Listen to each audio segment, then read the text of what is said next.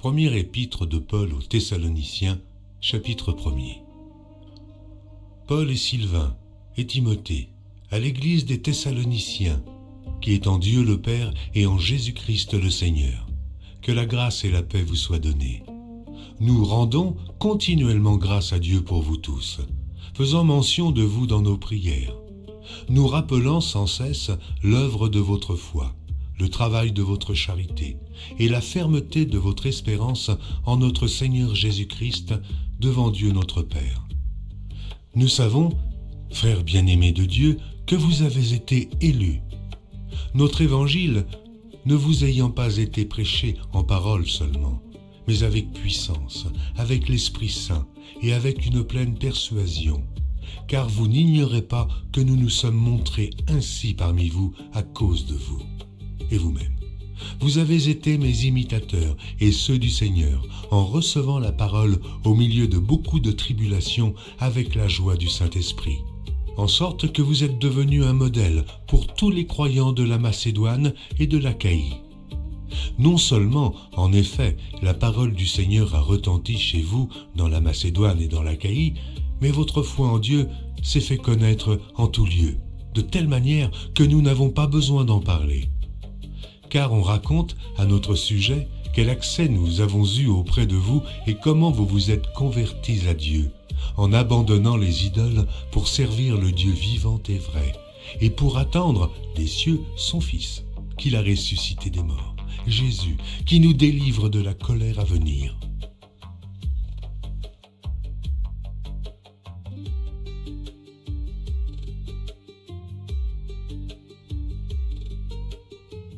Première épître de Paul aux Thessaloniciens, chapitre 2. Vous savez vous-même, frères, que notre arrivée chez vous n'a pas été sans résultat. Après avoir souffert et reçu des outrages à Philippe, comme vous le savez, nous prîmes de l'assurance en notre Dieu pour vous annoncer l'évangile de Dieu au milieu de bien des combats. Car notre prédication ne repose ni sur l'erreur, ni sur des motifs impurs, ni sur la fraude, mais selon que Dieu nous a jugés dignes de nous confier l'Évangile. Ainsi, nous parlons non comme pour plaire à des hommes, mais pour plaire à Dieu, qui sonde nos cœurs. Jamais, en effet, nous n'avons usé de paroles flatteuses, comme vous le savez. Jamais nous n'avons eu la cupidité pour mobile. Dieu en est témoin. Nous n'avons point cherché la gloire qui vient des hommes, ni de vous, ni des autres. Nous aurions pu nous produire avec autorité, comme apôtres de Christ, mais nous avons été pleins de douceur au milieu de vous, de même qu'une nourrice prend un tendre soin de ses enfants. Nous aurions voulu, dans notre vive affection pour vous, non seulement vous donner l'évangile de Dieu, mais encore nos propres vies, tant vous nous étiez devenus chers. Vous vous rappelez, frères, notre travail et notre peine, nuit et jour à l'œuvre, pour n'être à charge à aucun de vous. Nous vous avons prêché l'évangile de Dieu. Vous êtes témoins, et Dieu l'est aussi, que nous avons eu envers vous qui croyez une conduite sainte, juste et irréprochable. Vous savez aussi que nous avons été pour chacun de vous ce qu'un père est pour ses enfants, vous exhortant, vous consolant, vous conjurant de marcher d'une manière digne de Dieu qui vous appelle à son royaume et à sa gloire.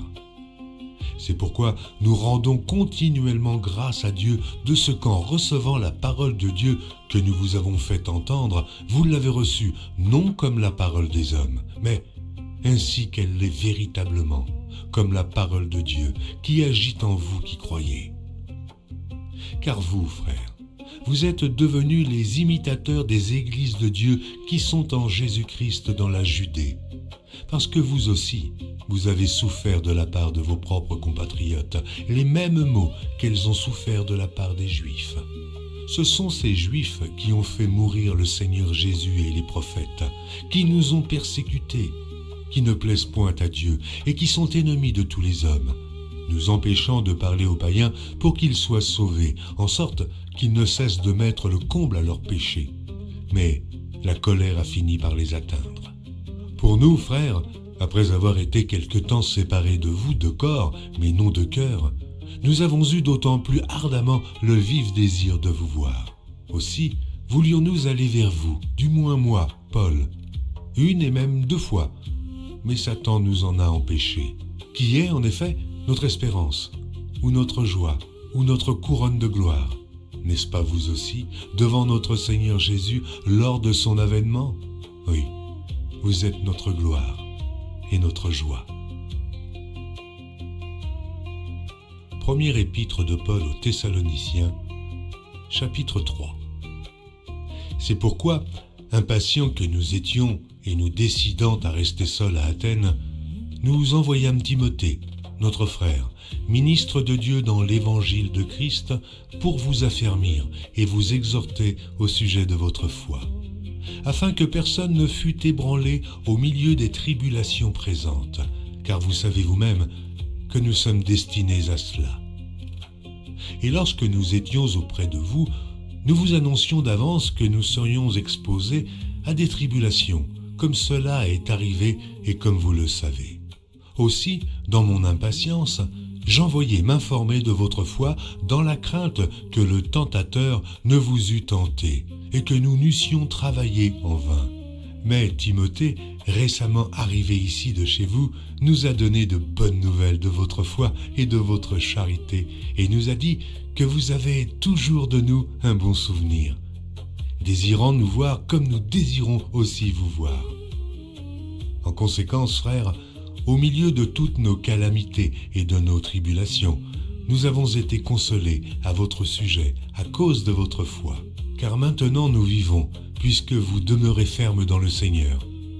Quelles actions de grâce, en effet, nous pouvons rendre à Dieu à votre sujet, pour toute la joie que nous éprouvons à cause de vous devant notre Dieu. Nuit et jour, nous le prions avec une extrême ardeur de nous permettre de vous voir et de compléter ce qui manque à votre foi. Que Dieu lui-même, notre Père et notre Seigneur Jésus aplanissent notre route pour que nous allions à vous. Que le Seigneur augmente de plus en plus parmi vous et à l'égard de tous cette charité que nous avons nous-mêmes pour vous, afin d'affermir vos cœurs pour qu'ils soient irréprochables dans la sainteté devant Dieu notre Père, lors de l'avènement de notre Seigneur Jésus avec tous ses saints. Première épître de Paul aux Thessaloniciens, chapitre 4. Au reste, frères, puisque vous avez appris de nous comment vous devez vous conduire et plaire à Dieu, et que c'est là ce que vous faites, nous vous prions et nous vous conjurons au nom du Seigneur Jésus de marcher à cet égard de progrès en progrès. Vous savez en effet quels préceptes nous vous avons donnés de la part du Seigneur Jésus. Ce que Dieu veut, c'est votre sanctification, c'est que vous vous absteniez de l'impudicité, c'est que chacun de vous sache posséder son corps dans la sainteté et l'honnêteté, sans vous livrer à une convoitise passionnée comme font les païens qui ne connaissent pas Dieu. C'est que personne n'use envers son frère de fraude et de cupidité dans les affaires, parce que le Seigneur tire vengeance de toutes ces choses, comme nous vous l'avons déjà dit et attesté. Car Dieu ne nous a pas appelés à l'impureté, mais à la sanctification. Celui donc qui rejette ses préceptes ne rejette pas un homme, mais Dieu, qui vous a aussi donné son Saint-Esprit. Pour ce qui est de l'amour fraternel, vous n'avez pas besoin qu'on vous en écrive, car vous avez vous-même appris de Dieu à vous aimer les uns les autres. Et c'est aussi ce que vous faites envers tous les frères dans la Macédoine entière. Mais nous vous exhortons, frères, à abonder toujours plus dans cet amour et à mettre votre honneur à vivre tranquille, à vous occuper de vos propres affaires et à travailler de vos mains, comme nous vous l'avons recommandé, en sorte que vous vous conduisiez honnêtement envers ceux du dehors et que vous n'ayez besoin de personne. Nous ne voulons pas, frères, que vous soyez dans l'ignorance au sujet de ceux qui dorment, afin que vous ne vous affligiez pas comme les autres qui n'ont point d'espérance. Car si nous croyons que Jésus est mort et qu'il est ressuscité, croyons aussi que Dieu ramènera par Jésus et avec lui ceux qui sont morts. Voici en effet ce que nous vous déclarons d'après la parole du Seigneur. Nous les vivants, restés pour l'avènement du Seigneur, nous ne devancerons pas ceux qui sont morts. Car le Seigneur lui-même, à un signal donné, à la voix d'un archange et au son de la trompette de Dieu, descendra du ciel, et les morts en Christ ressusciteront premièrement. Ensuite, nous les vivants qui serons restés, nous serons tous ensemble enlevés avec eux sur des nuées à la rencontre du Seigneur dans les airs, et ainsi nous serons toujours avec le Seigneur. Consolez-vous donc les uns les autres par ces paroles. Première épître de Paul aux Thessaloniciens, chapitre 5. Pour ce qui est des temps et des moments, vous n'avez pas besoin, frères, qu'on vous en écrive. Car vous savez bien vous-même que le jour du Seigneur viendra comme un voleur, dans la nuit. Quand les hommes diront « paix et sûreté », alors une ruine soudaine les surprendra comme les douleurs de l'enfantement surprennent la femme enceinte, et ils n'échapperont point. Mais vous, frères, vous n'êtes pas dans les ténèbres, pour que ce jour vous surprenne comme un voleur. Vous êtes tous des enfants de la lumière et des enfants du jour. Nous ne sommes point de la nuit, ni des ténèbres. Ne dormons donc point comme les autres, mais veillons et soyons sobres. Ceux qui dorment, dorment la nuit, et ceux qui s'enivrent, s'enivrent la nuit. Mais nous qui sommes du jour, soyons sobres, ayant revêtu la cuirasse de la foi et de la charité, et ayant pour casque l'espérance du salut. Car Dieu ne nous a pas destinés à la colère, mais à l'acquisition du salut par notre Seigneur Jésus-Christ, qui est mort pour nous, afin que, soit que nous veillions, soit que nous dormions, nous vivions ensemble avec lui. C'est pourquoi, exhortez-vous réciproquement et édifiez-vous les uns les autres comme en réalité vous le faites. Nous vous prions, frères, d'avoir de la considération pour ceux qui travaillent parmi vous, qui vous dirigent dans le Seigneur et qui vous exhortent. Ayez pour eux beaucoup d'affection à cause de leur œuvre. Soyez en paix entre vous. Nous vous prions aussi, frères. Avertissez ceux qui vivent dans le désordre, consolez ceux qui sont abattus, supportez les faibles, usez de patience envers tous. Prenez garde que personne ne rende à autrui le mal pour le mal, mais poursuivez toujours le bien, soit entre vous, soit envers tous. Soyez toujours joyeux, priez sans cesse. Rendez grâce en toutes choses, car c'est à votre égard la volonté de Dieu en Jésus-Christ. N'éteignez pas l'esprit, ne méprisez pas les prophéties, mais examinez toutes choses, retenez ce qui est bon. Abstenez-vous de toute espèce de mal. Que le Dieu de paix vous sanctifie lui-même, tout entier, et que tout votre être, l'esprit, l'âme et le corps, soit conservé irrépréhensible lors de l'avènement de notre Seigneur Jésus-Christ. Celui qui vous a appelé est fidèle, et c'est lui qui le fera. Frères, priez pour nous. Saluez tous les frères par un saint baiser. Je vous en conjure par le Seigneur, que cette lettre soit lue à tous les frères. Que la grâce de notre Seigneur Jésus-Christ soit avec vous.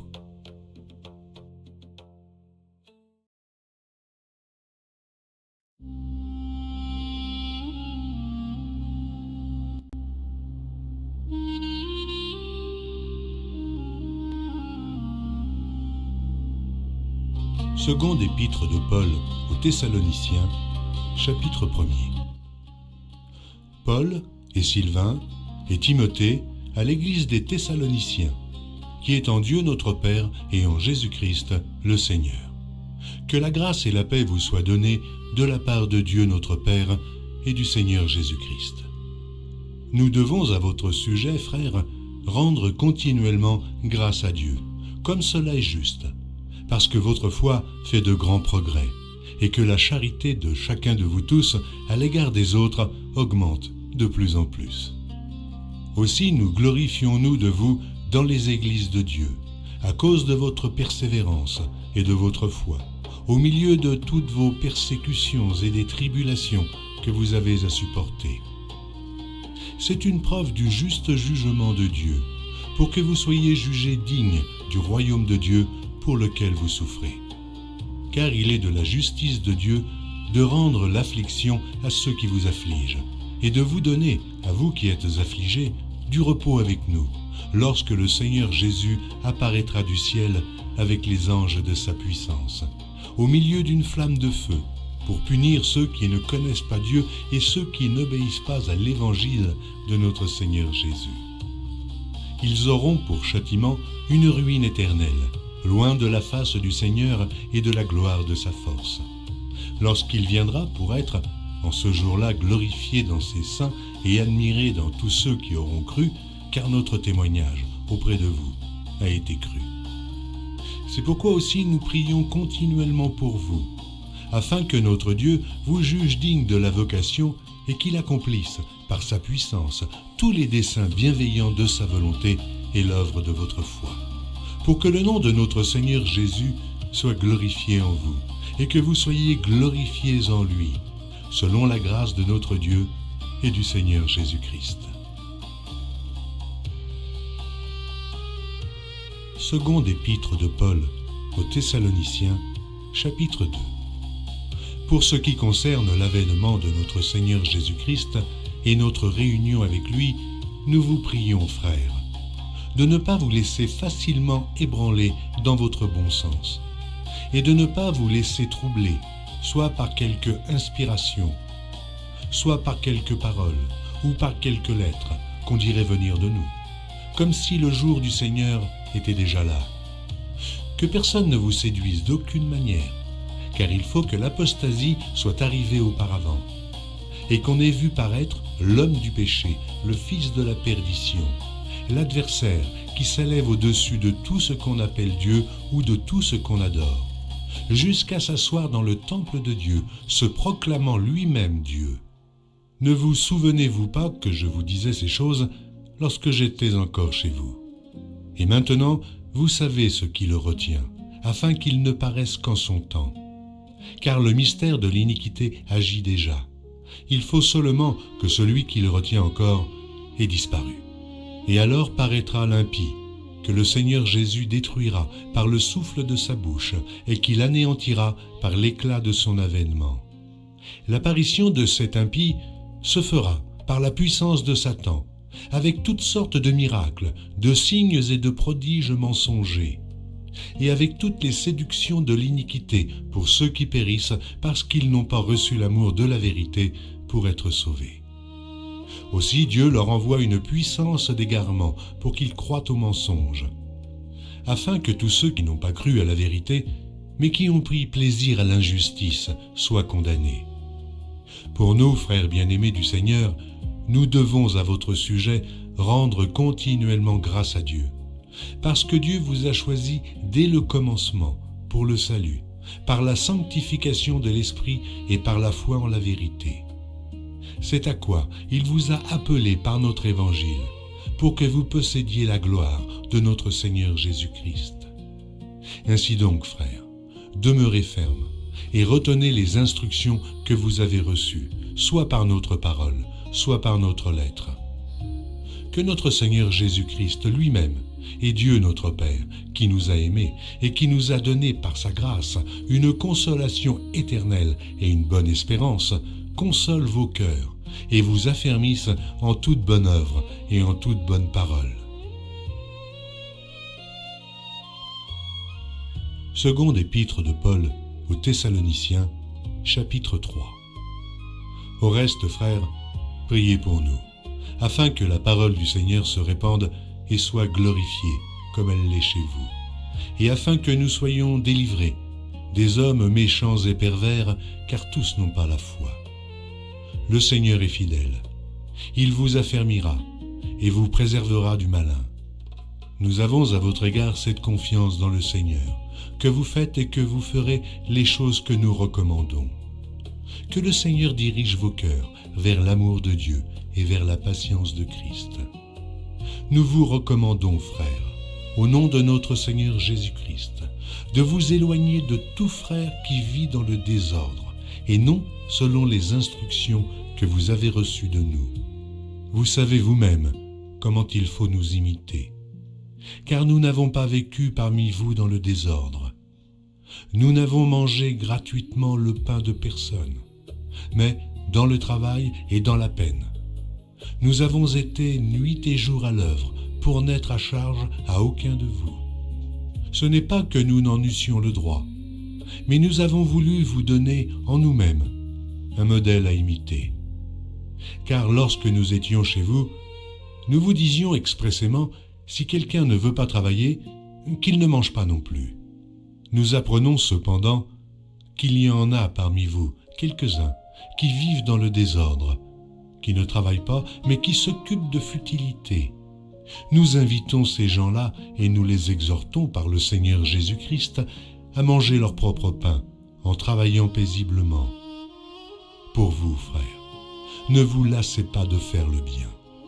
Et si quelqu'un n'obéit pas à ce que nous disons par cette lettre, notez-le et n'ayez point de communication avec lui, afin qu'il éprouve de la honte. Ne le regardez pas comme un ennemi, mais avertissez-le comme un frère. Que le Seigneur de la paix vous donne lui-même la paix en tout temps, de toute manière. Que le Seigneur soit avec vous tous. Je vous salue, moi, Paul, de ma propre main. C'est là ma signature dans toutes mes lettres. C'est ainsi que j'écris. Que la grâce de notre Seigneur Jésus-Christ soit avec vous tous.